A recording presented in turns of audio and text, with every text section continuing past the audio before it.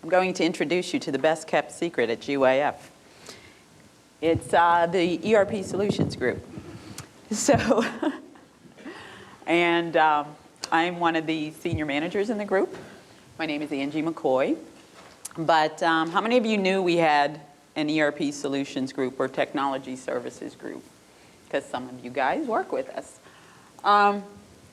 In fact, GYF has had, as part of their entire history, a Technology Services Group as part of their offering. And through the years, the expertise that we have developed by helping customers and businesses understand where their financial numbers are being held and how they're consolidating them and reporting them for tax and audit purposes, we've become very knowledgeable in the oh, hello. I didn't even see you show up.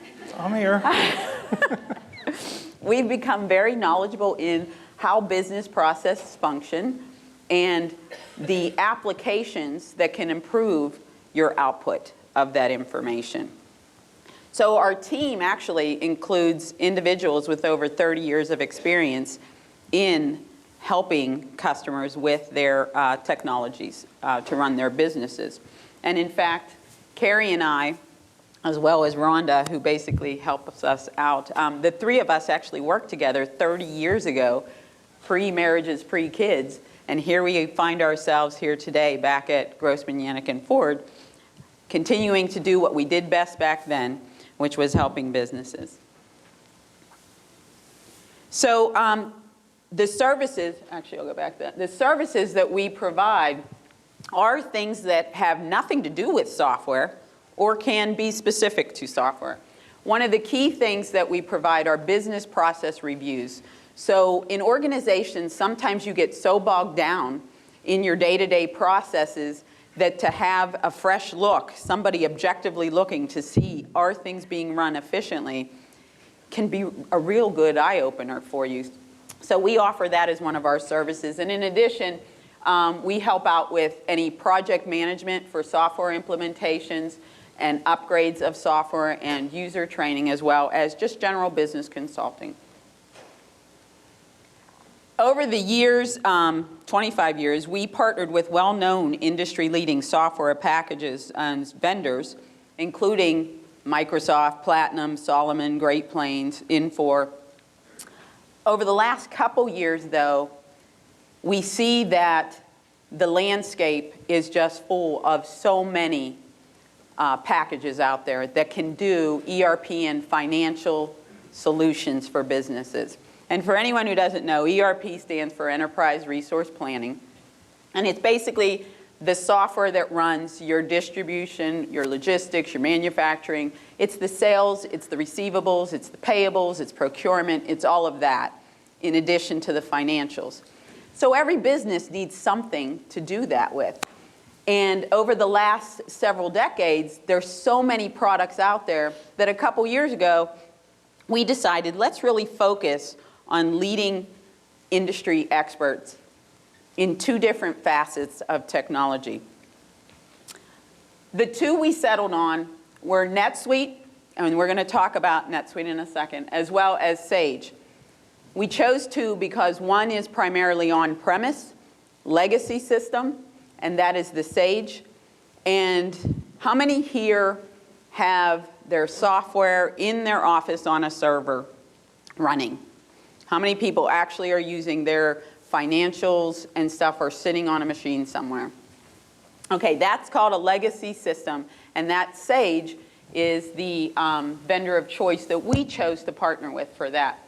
In addition, though, now, the cloud world, everyone's heard of cloud software. The cloud world is, again, there's a lot of products popping up. And we settled with a partnership with NetSuite, which is the #1 leading business software solution right now in the world for handling financials and ERP type of solutions.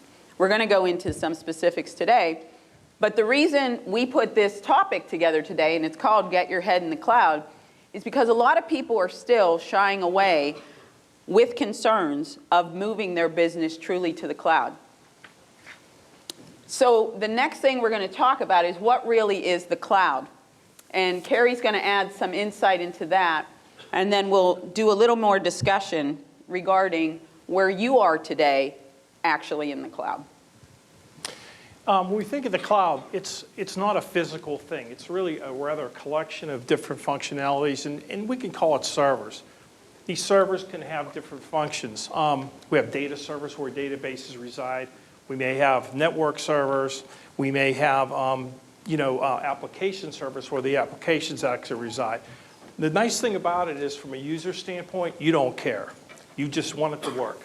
And this is really important, and we'll touch a little bit on that later, of how this all works and why it brings the advantages that we have with these cloud applications. The whole concept of clouds has been, really, the concept's been since the 1950s. And it really started out where you had the mainframe computers, and at the time, the mainframes could kind of only handle one function at a time. So the concept of this time sharing, where people actually shared the mainframe, that's what started things.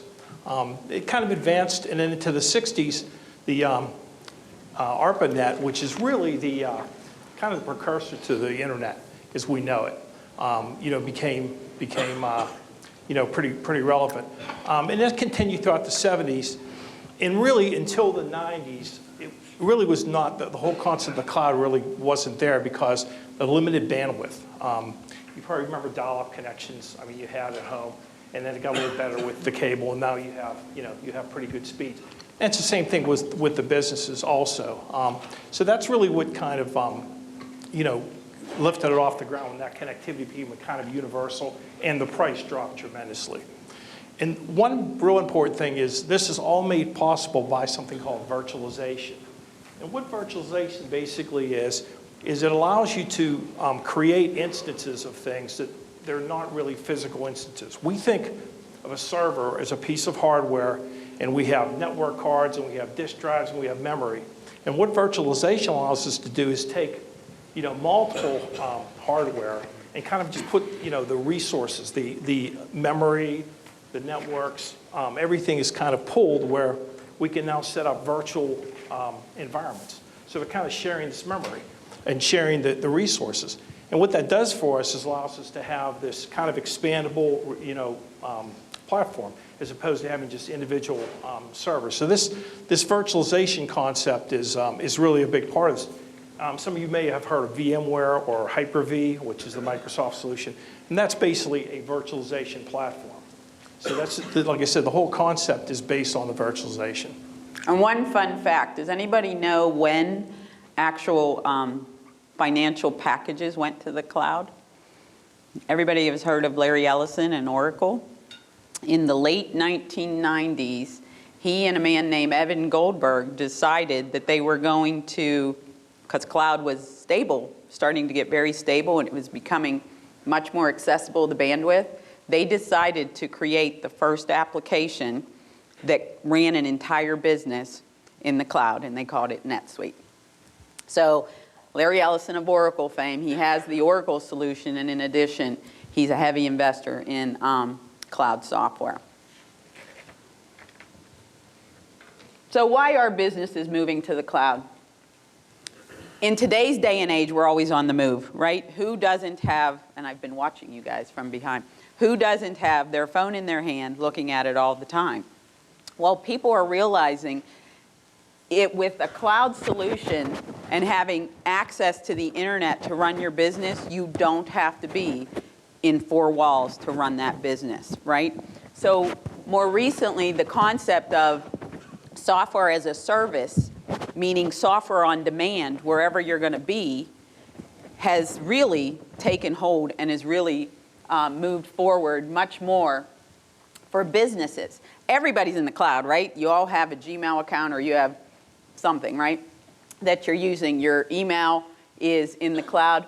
Businesses now are much more readily available to run their entire business. When I say their entire business, all their processes in the cloud. So you really forgo all the back office IT machines and all those hidden costs there. Why is that important? It's important because it does make companies, it takes basically the cuffs off of companies. You have more ability to grow and expand globally if you're not tied down to a server with your software sitting on that server. You can efficiently and effectively grow your organization, especially for startups. For a startup to go into a cloud-based solution as a startup, you can start out very small, and we'll get into how the pricing is for cloud solutions. You can start out very small and add additional offices without having to change the application, because cloud solutions allow you to roll out to other divisions or other offices very effectively without having to add new machines, add anything, basically. And then it frees companies from huge technology-related costs. Cary, you want to go into some of that? Sure. Some of the costs of maintaining the servers, locally, which obviously the cost of the server, the software, the updates, and something, backups. And everyone does backups, but have you ever really tested them? We've had, instances where people, hey, the backup's running great, but when they needed it, for whatever reason, they couldn't recover. Other things like just the whole intrusion, where, protecting against intrusion, denial of service attacks, not so much for a small organization, but the bigger ones, it's a real problem. And just to maintain all this in-house, most people don't. I mean, they really don't do intrusion testing. They'll do backups. Also, disaster recovery, which is huge.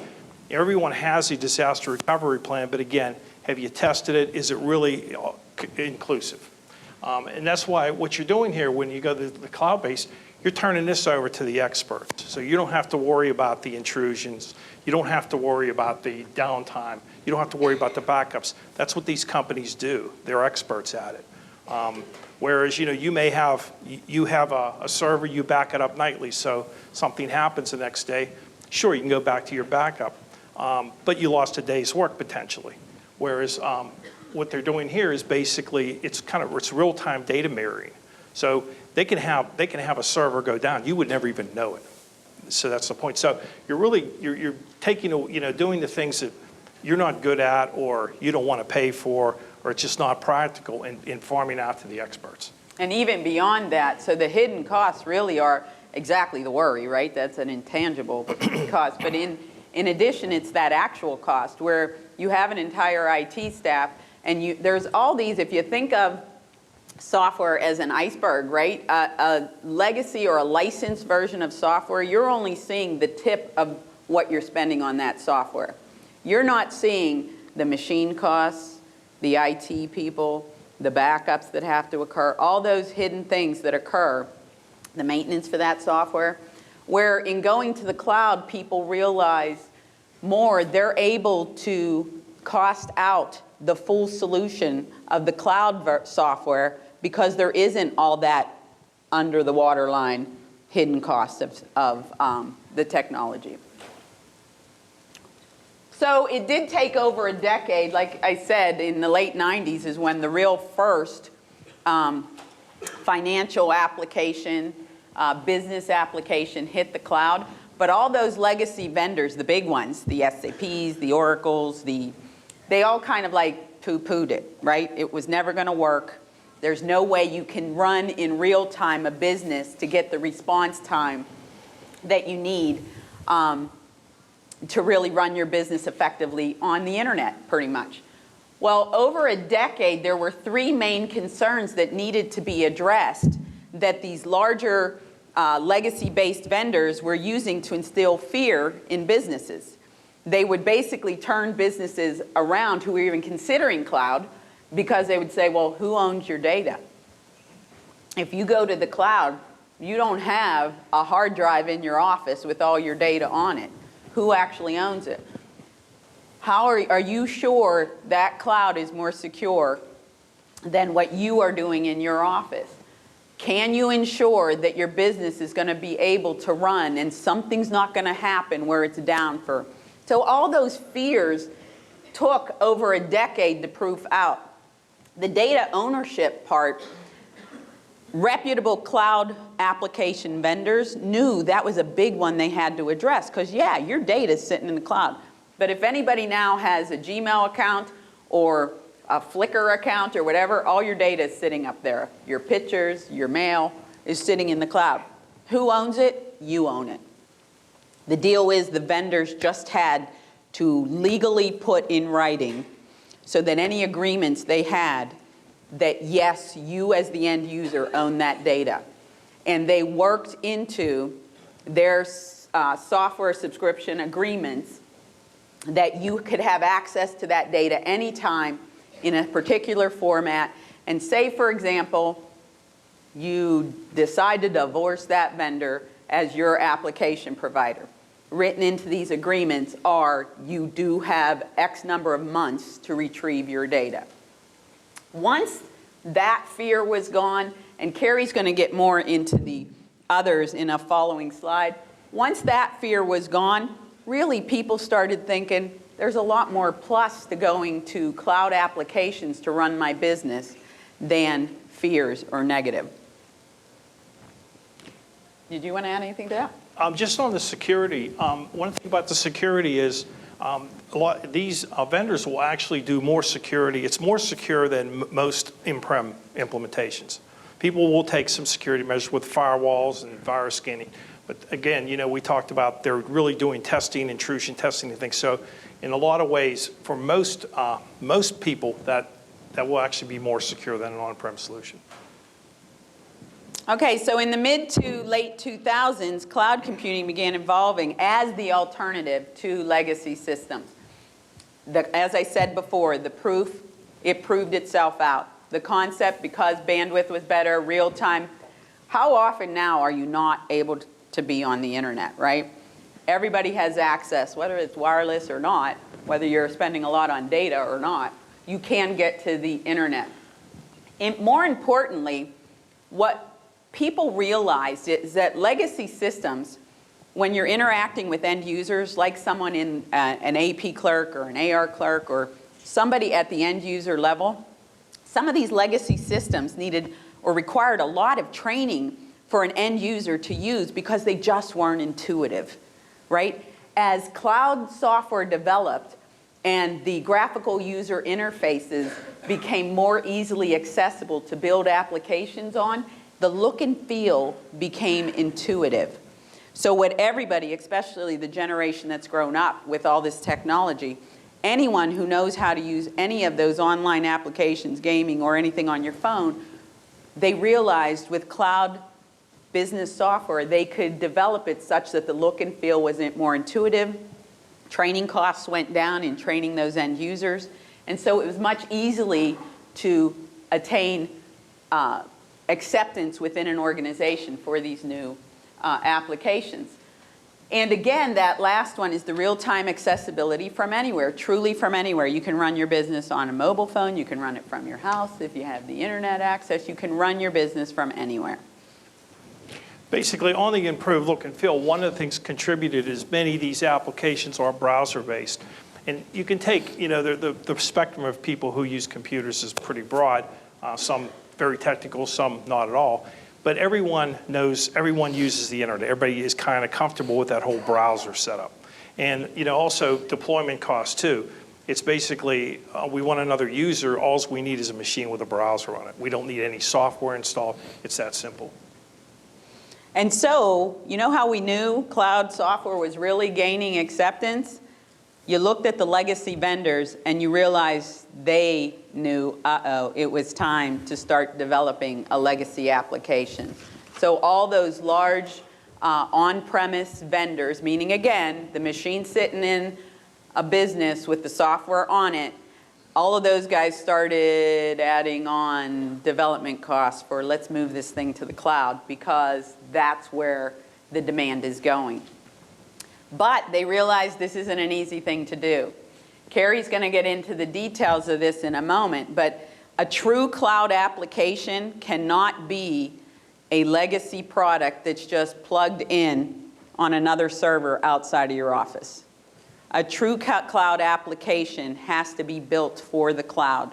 The relational database has to be such, the open programming language has to be such so that it's easily integratable with other applications. So what does that mean to those legacy vendors? It meant they had to put a huge investment in R&D, but it wasn't going to happen overnight. So in order to bridge the gap between their applications, which again, functionality-wise, great.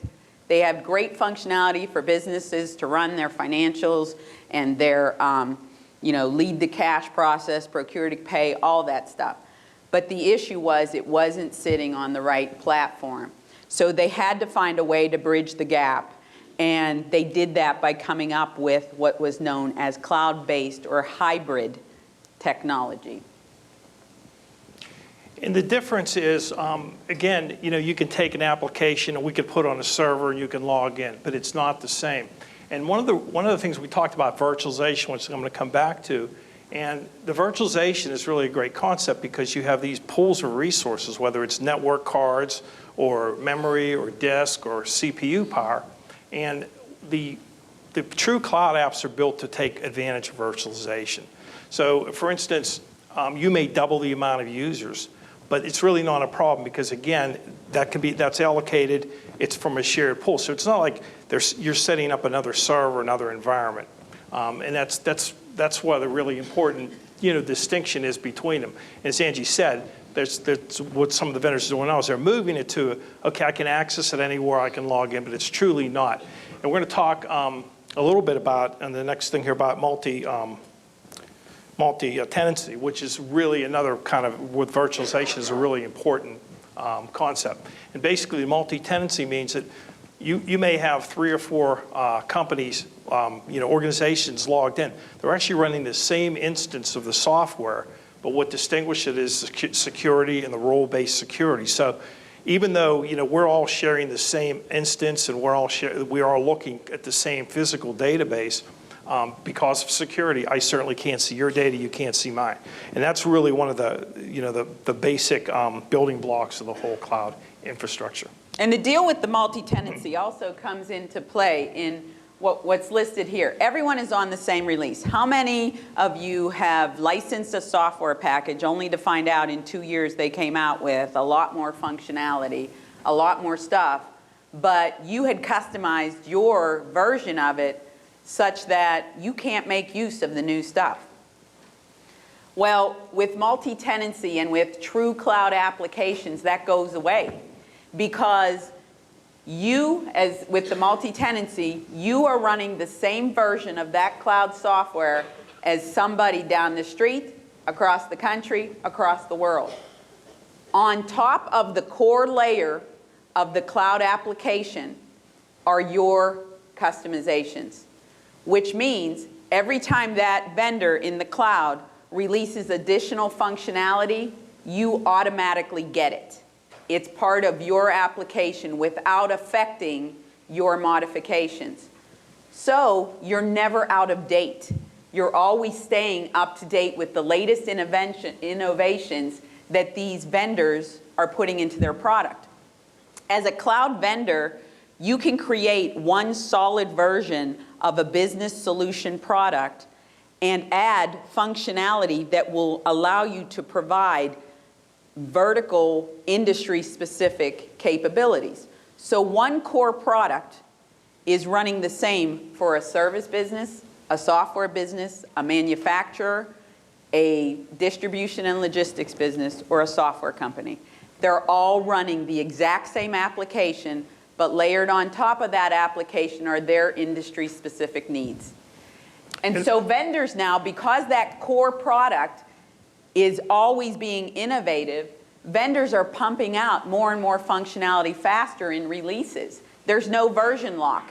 Those days of you buying or licensing a product for, $50,000, $100,000 and paying maintenance every year of $5,000 to $10,000, only realizing that the only thing that maintenance was doing was if there was a bug and they patched it, that's what you were paying that amount of money for, because you could never actually use their newest release if you did any customizations yourself. So that's gone with cloud. And one of the other things, in terms of vendor support, it's also really good because everyone's on the same version. I mean, how many times have you called in for support and the first thing they ask you, what version are you on? Whatever kind of software it is.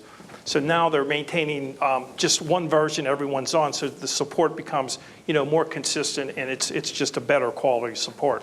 And we see this not just here, but even like take Microsoft, for instance, with Windows 10.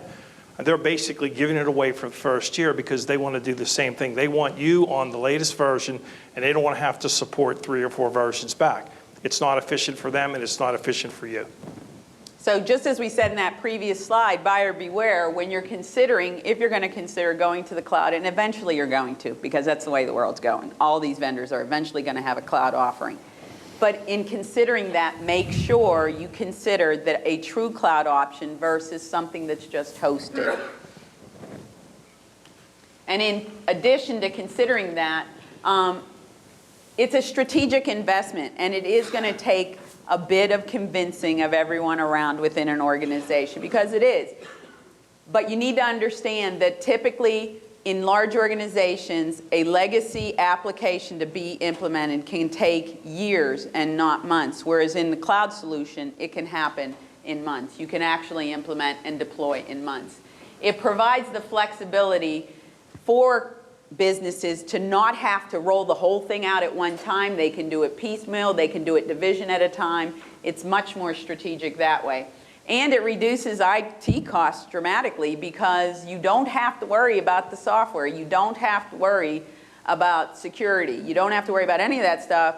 You have to worry about your business and the processes you need to run your business. Just another note, we talked about the design differences in the cloud apps and the on-prem apps. And one of the things is, just by looking at most of these apps, they kind of start with the whole dashboard concept as opposed to a menu of functions you choose from. The dashboards, depending on your security, are tailored to roles and things, and that's why it just makes it a lot more robust, and it really cuts down. It really makes the division of duties a lot easier because you can tailor these dashboards, which they're very intuitive, and also tailor it to their security specifically. So you basically, to a field level, I believe, on a lot of them, where people can see certain fields where they can't, if you choose to go to that level. So again, in considering that, these are the things, again, you don't have to worry about. And Cary did bring up a good point, which we didn't touch on too much until now, was that separation of duties. A lot of the compliance issues now are addressed beautifully in cloud-based software. The legacy products are coming up to speed on that, but because of the way they were architected, it's not as readily available to do audit logging of every transaction in the system and to track all that stuff. It's not as easily available to ensure that there's permission-driven, role-driven capabilities for different users. What you had to do before was just ensure that you locked them out of a function. Well, now what you can do with the cloud-based solutions is you provide a dashboard that allows them the tools to do their job. You're not worried about them accessing a feature or a function. You're giving them what they need to do their job, which ensures permission and rules, and it ensures compliance. Anything else you want to add to this one? Nope. Okay. So again, the benefits of using true cloud software solutions is the scalability and the flexibility, the security and availability, and Cary's going to go into a little more on that. And it's accomplished because the application was built for it. So again, don't be swayed that if somebody says they're in the cloud and they can't talk to you about multi-tenancy and they can't talk to you about some of these other things we brought up, that it may not be a true cloud solution. Do you want to add anything to that? Okay. Okay. We got a lot coming up.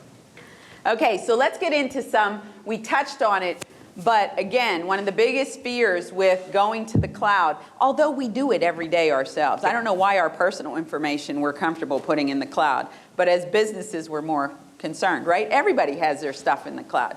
Anymore now, when I see Target got, hacked, thank you with the identity theft topic, I mean, anymore I'm just like, okay, whatever, I kind of be prepared for the hit. Am I going to stop going to Target and using my credit card? Probably not. So, but what people need to realize, though, is that the business software solutions are much, much more secure than you could ever do yourself in your own IT environment. And Cary's going to explain why. Basically, the network, we talked about the round-the-clock monitoring. They're monitoring the network all the time for intrusions, for denial of service attacks, for anything out of the ordinary. And again, most people don't do that. Very few do.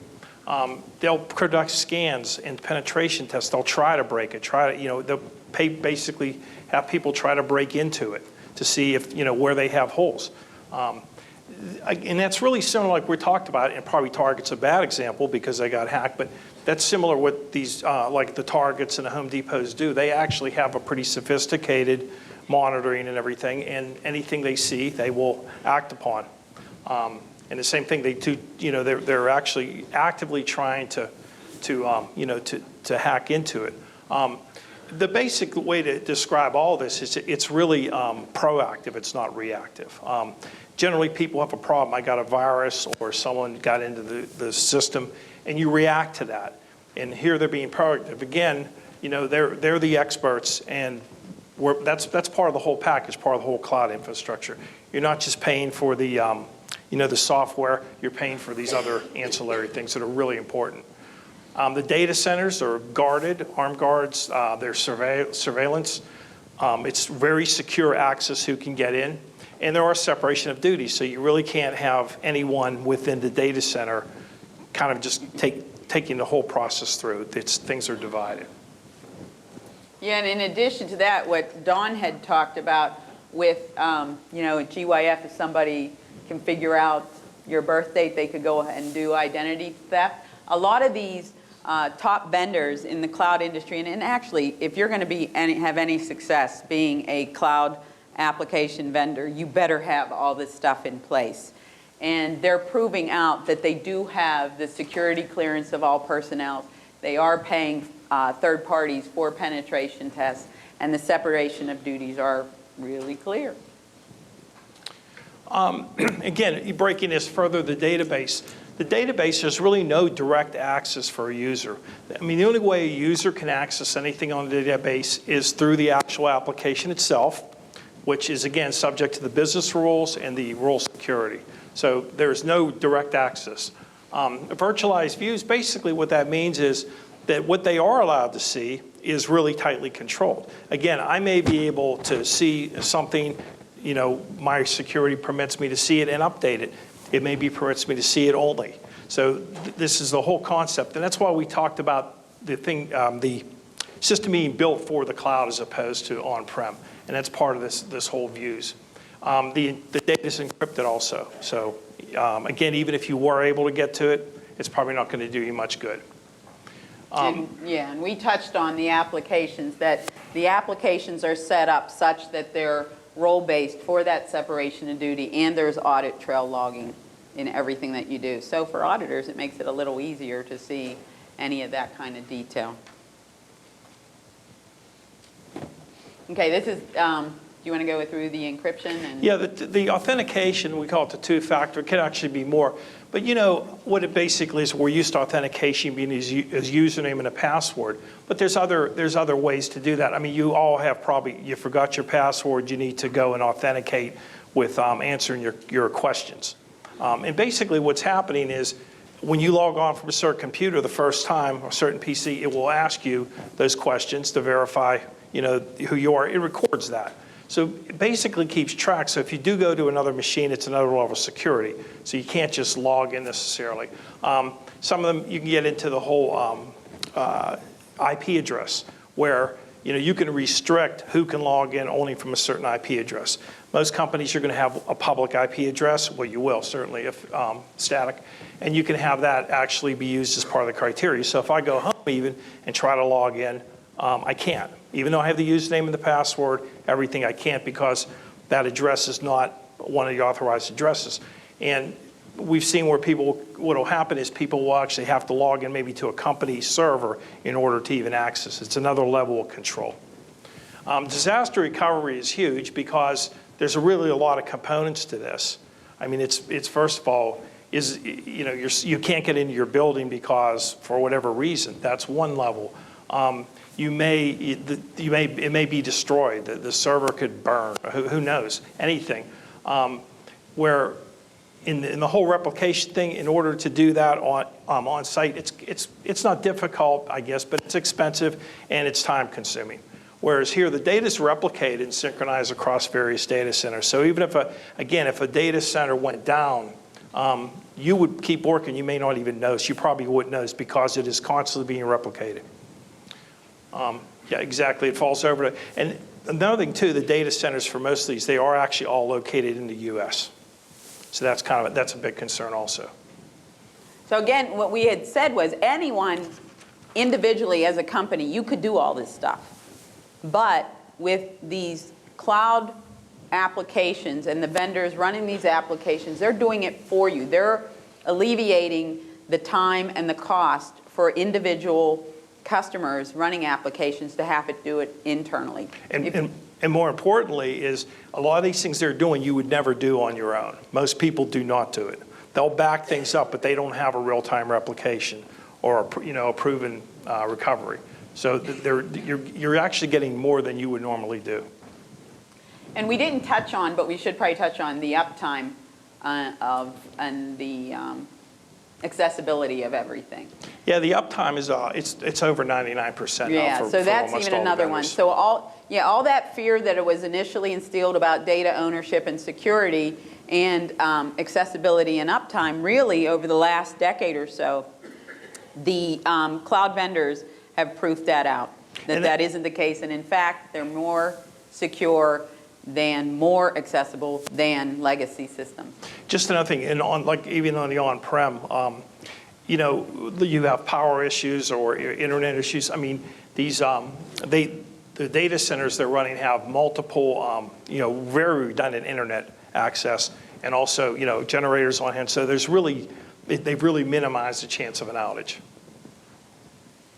Okay, so this is where Cary and I this is our forte, right? So what we do, Cary's a senior consultant, I'm a senior manager with Grossman, Yannick, and Ford, and what we do is we help to implement these ERP financial applications that address every business has some sort of lead to cash process, procure to pay, general ledger, and financial reporting. And again, whether it's a legacy system, on-premise, or it's a cloud-based system, all these processes have to occur in some form or another in a business. With cloud, though, instead of having to really modify and customize the software, because the cloud applications are built in a more open database structure and environment, instead of customizing, you can integrate. So there's typically other applications that can talk to, that have better functionality, and rather than you reinvent it, it will interface to it, but the repository of your data is under one place, one version of your data, one version of the truth. Anything there? You want to add anything? Okay, so as we said, the integration, it's an open database architecture. It's an open database connectivity, which means that they're using JavaScripting, they're using relational database so that it's not so proprietary. A lot of these legacy systems were built on proprietary databases that it's very hard to access the data real time. You have to hire somebody like a Cary or the vendor's professional service organization to do any integrations with other packages. With cloud-based solutions that are true cloud-based solutions, they're open so that it allows the independence of the database and the operating systems to talk to each other. And just to comment further, it's not, when we say open, we're not saying, okay, basically you can talk to the database. Again, because of the way it's built and designed, we have specific rules. You can see certain things, you can restrict that access, right. To a field level. So it's just not that it's open, but there's also the rules that apply. We talked about the views before. And that concept of a view is, okay, you need this data, here's what you can see based on your security, and that's it. And the other thing that's really cool now is that in the past, when you had applications or a package that you had to interact with another package, usually it was done in a batch type format, meaning you did something over here in this application, but you had to wait for it to run at night or the next overnight or maybe once or twice a day for it to feed into the next application. Now there's something called bidirectional data syncing, where if I add a customer over here in one application, And that customer is also in this other application. Because of the way these systems in the cloud are architected, the change over here will automatically feed over to the change over here. So if you're in a CRM system over here and you're doing something to the customer, the receivables AR clerk knows exactly what was done to that customer in a whole different system, but they're talking real time to each other.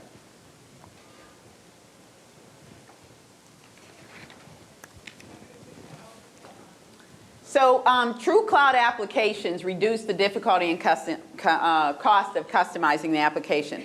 For anybody who has had a legacy system or legacy software, you know that if you want to change anything on the screen, you probably had to hire somebody to program your changes to meet your business, right? You had to customize the look and feel, you had to add fields to the database, and it was costly.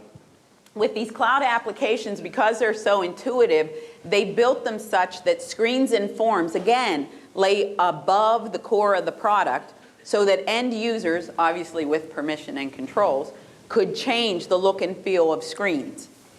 And so what's that do? That reduces the cost of a company having to pay either a third party or the vendor to make those kind of modifications. In addition, a lot of companies that are in the consulting business for legacy products make a ton of money writing custom reports for companies.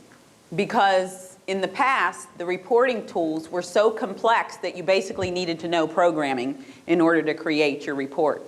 Well, now a lot of these solutions have reporting tools that are much more intuitive and user-friendly that many of the cloud, true cloud applications don't even come with a lot of standard reports because they know you as an end user are going to have to create your own look and feel on your reports, so why give you these standard ones when the tool to produce them is so straightforward and user-friendly?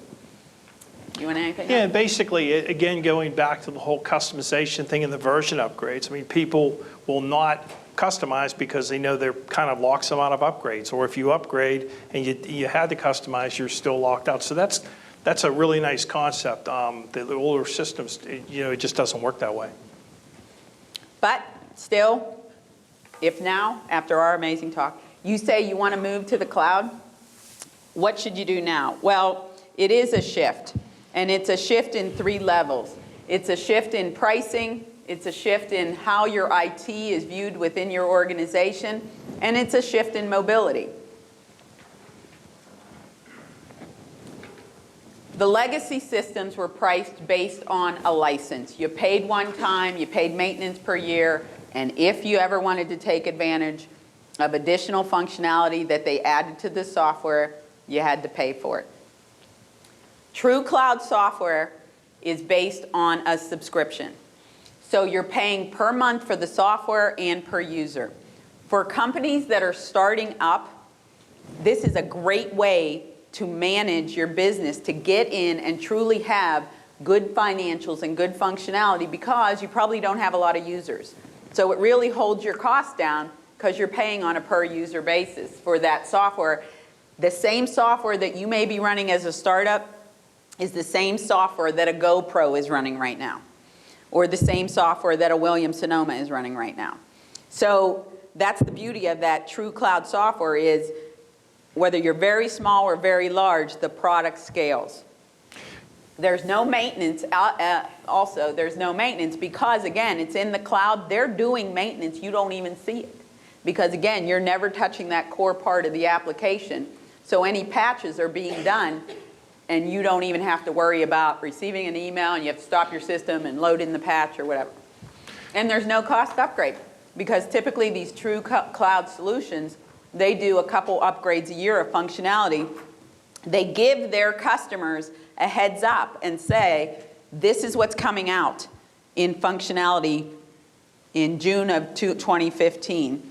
You then decide, okay, I'm going to go through and test it out. Whether you like it or not, you're getting that capability, but because you have your customizations on top of it, you may not need to use the new capabilities, but they're there for you if you want them.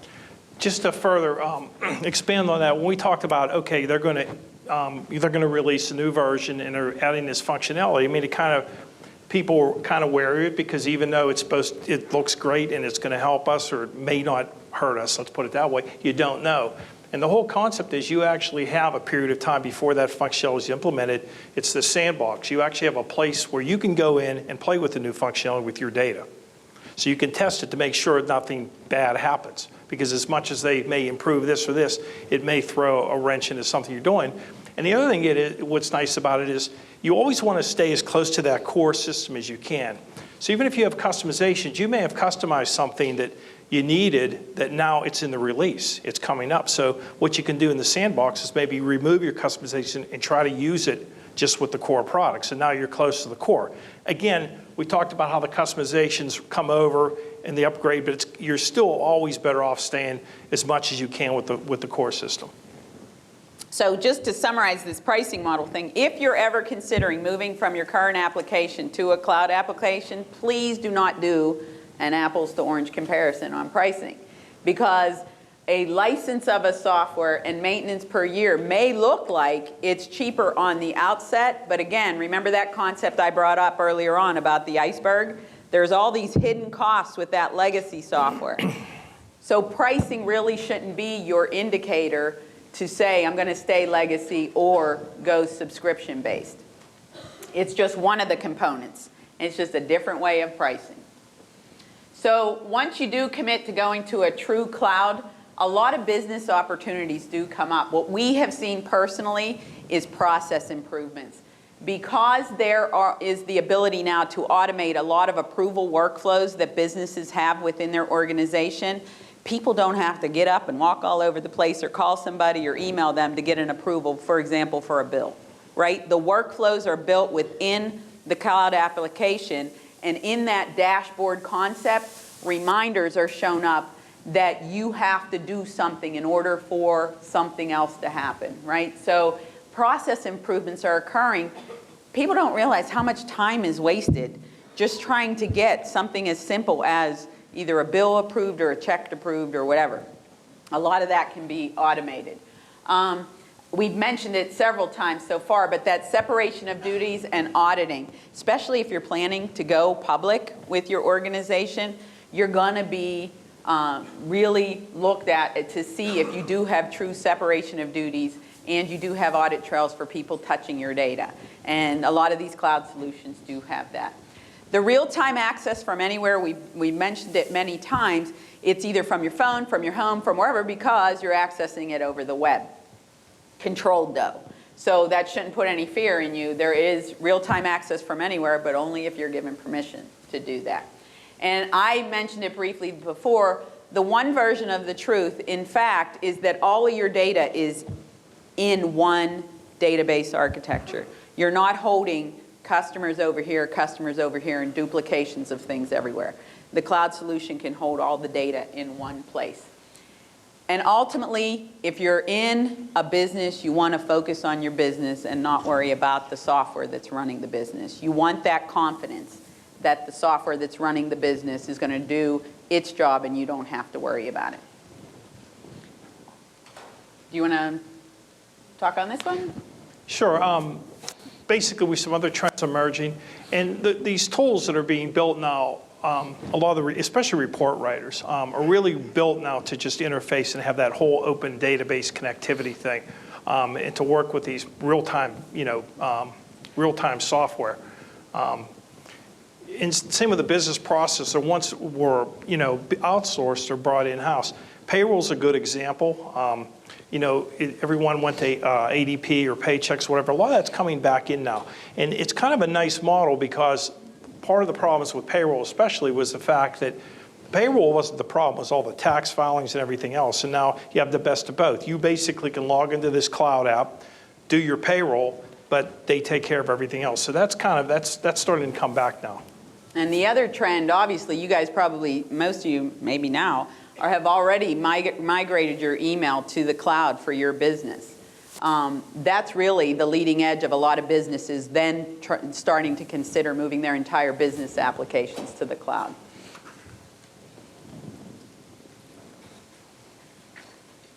The other trends that we're seeing, again, we said you don't want to reinvent the wheels, so it does make it a lot easier to integrate with other applications. For example, if you're in a service industry and you do training, maybe you don't want to modify that core true cloud application for a learning management module. There's other learning management modules that would integrate beautifully, so there's no sense in reinventing the wheel in that case. Cary brought up regarding payroll and HR because it is much more affordable and intuitive to keep it in-house now. So in addition, we talked about the automation of the workflows that it opens up. E-commerce is another one, that it integrates with your core database, your ERP core database. So over the years, people have created, a web-based store for their business that doesn't really talk directly to their true cloud ERP financials. Well, now that's all gone because there is the interface to it. Customer and vendor centers. A lot of businesses now are going to the place where you want your customers, rather than picking up the phone and calling somebody and saying, what's my AR balance, or I want to place this order, customers can have access, controlled, permission-driven access to your actual application that they only see their history of orders, their receivables, and it's controlled that way. Same thing on the vendor side.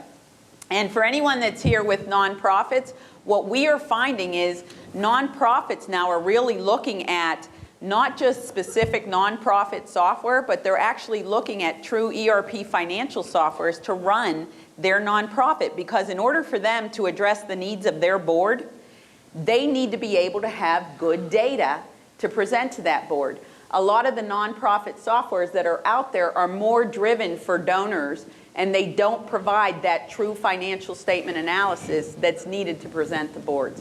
So true cloud-specific applications are really opening up for nonprofits. And again, it's so easy to get into a true cloud application at a nice price point if you don't have a lot of users.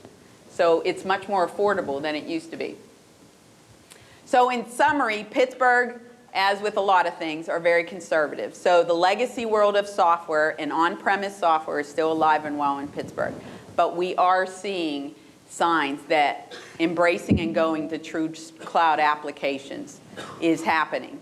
Our group has a lot of experience and a lot of knowledge, and if you decide you even want to open up the conversation about should we think of either now or in the future taking our application, our business applications from legacy to cloud, give us a call and we can help you. So, and we're here if you have any questions.